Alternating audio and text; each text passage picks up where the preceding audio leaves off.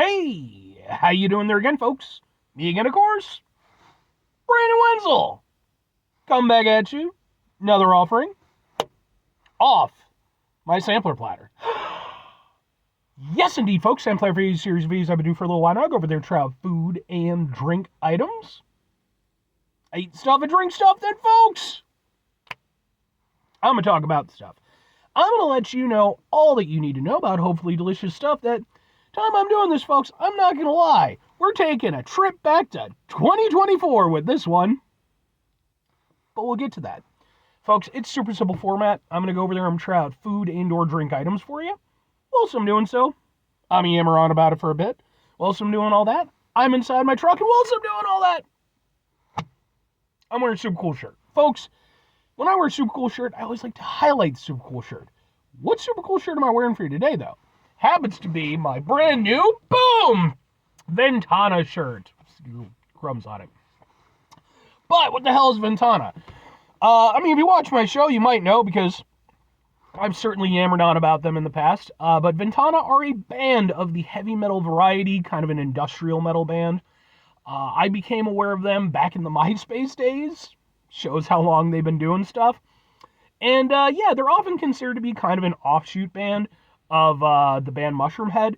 Pretty much all of the members at one point in time or another were members of the band Mushroomhead.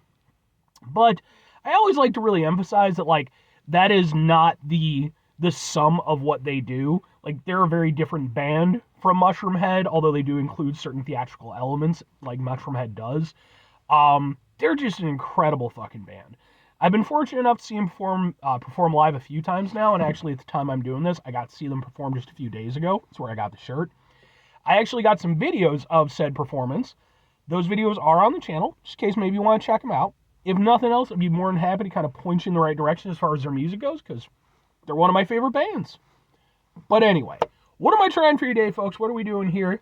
2024, eh? So yes, indeed, folks.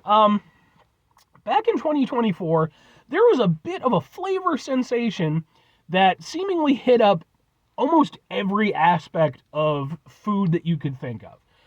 You had pizzas, chips,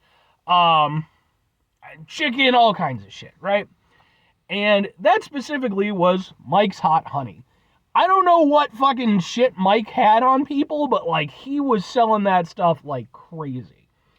And apparently KFC decided that they were a little bit late to the game because, boom!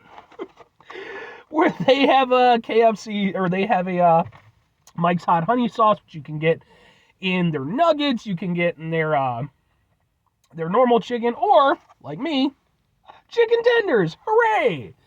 So let's get a thing for the thing here real quick. Okay, do it like that. We'll go, ha ha ha ha ha. And so when the hot honey thing was big during 2024, I used to have a little jingle that I would do. I'm not doing the jingle, but I am going to put this in that playlist. So you don't need to see the jingle. The jingle's retired. Let's get a thing.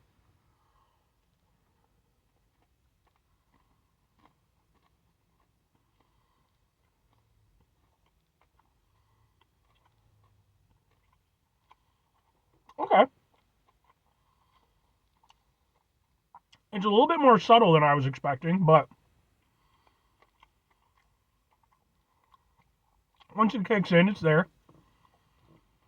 And I did, by the way, I reviewed recently, well, maybe a couple months ago, KFC upgraded their tenders with their original recipe, so you can look up that review if you happen to be interested. I mean, the tenders themselves are nice. I've never had any problem with KFC tenders. They're always good. I tend to go more Popeyes, but, you know, KFC is solid.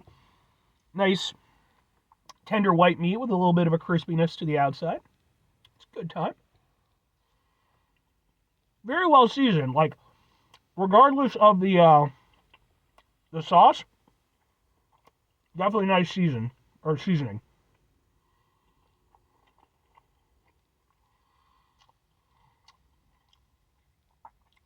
And yeah, I mean, I have to admit, I was expecting more from these. Because, again, it is there. But you get a little bit of sweetness, but not that much. And as far as like the heat goes, the hot part of the hot honey, not really. Like if there is any, it's definitely not spicy. If there is any heat, it's honestly probably coming more just from the seasoning itself. Yeah, I have to. Yeah, I was really kind of. Well, okay. I'm gonna try to get it because like there is. It kind of pulls up a little bit on the bottom, so like let's try to get it with a bigger thing. But yeah, I would have liked more. Would have liked more spreadability on that. Yeah. No surprise, once you go over there and get it, you know, a nice dollop on it on the chicken, it's a much more prominent flavor, the honey flavor. Yeah. See, I was hoping that they would go over there and sort of incorporate the Mike's Hot Honey into like its own sauce for KFC, and then kind of have that be the topping for the chicken.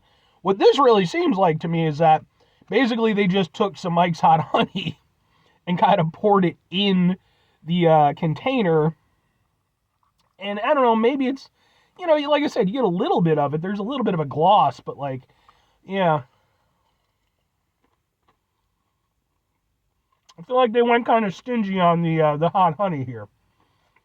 I mean, that's the whole fucking, I mean, I like the chicken, but main reason why I got the thing. And if that's the case, if you're just going to do it like that, you might as well have just had it as a dipping sauce. Or you could just get some Mike's Hot Honey on your own and use it to top these. Because, like, I mean, it genuinely is. Like, it's just, And you could go over there and apply it more liberally or less liberally, depending on what you want. So, I mean, in this instance, it really kind of is less about me going over there and reviewing, like, the hot honey sauce or anything. Because I don't really feel like it's much of a sauce. More just an application. And at which point it becomes more about a review of, does Mike's Hot Honey work on chicken? The answer is yes it does. Because honey works on chicken. I don't know how commonplace it is, but I know for me growing up, honey was one of my go-to things that I would go over there and get my chicken into as a kid. Kind of, there's lots of other sauces and stuff available now, but, I still like to go back to honey on chicken every now and again. Okay, well, 2 questions have to be asked. Would I get these again? Would I recommend them? No, and not really. Because here's the thing. There's absolutely nothing wrong with these. They're perfectly fine. The chicken itself is nice and tasty. We're good on that end. The Mike's Hot Honey is tasty. It tastes like Mike's Hot Honey, so it's, little heat, little sweet. But at the end of the day, you don't need to go to KFC to get this concoction, It really is a thing of like, you could just go over there, get yourself some hot honey from, whatever establishment you might want. Get yourself some KFC, bring it home, and then apply to your personal preference. Because as it is, like I said, it's kind of lightly glazed with it, but not to the extent where it's allowing the hot honey to really do the things that it does best, which is, again, that heat and that sweet. And yeah, when you go over there and dip it in with, the areas where it kind of pools in the container, it's a better experience because, the sweetness and the heat work nicely with the chicken. But again, I could just get some hot honey and do that myself. So I don't really see a reason for these to exist. I'm just saying. And if I'm recommending them, no, because it's just like, again, it's not a bad idea, but it's just, again, you might as well just go over there. Yeah, this one's disappointing, because it is like, I was really hopeful for this because I like Mike's Hot Honey and I like KFC, so I figured, perfect match. And yeah, sure, it works, but it works because it was always going to work because, again, honey and... So yeah, I would say maybe let this one go. If KFC decides to do like a proper sauce with it, then we're in business. But this, nah, you can skip it. 5 things before I get out of here. Have yourself a great rest of your day, spectacular rest of your week, monumental rest of your month, stupendous rest of your year. Folks, go over there, have yourselves a truly hot honey-tastic rest of your life, even though it's 2025. Final 2 things. Number 1, try to bring some positivity into the world. It's not always possible. It is, however, always appreciated. But what you do can't do it all the time. I know I can't do it all the time. Here's what you're going to do, folks. You're going to try not to be an asshole. Now, folks, not always the easiest thing in the world to not be an asshole. Trust me. I know it. I live it. I'm out there every day with you in it. Life can be stressful and frustrating and just bullshit sometimes, folks. And when we find ourselves in situations where we have to deal with said bullshit, it's important we go over there whenever possible. Take a step back. Try to mitigate the level of assholishness in our lives. Hopefully, do better for ourselves and for those around us. Very final thing, folks, do the thing. Whatever the thing is for you, that's what I want you to go out and do. Folks, are you still eating Mike's Hot Honey in 2025?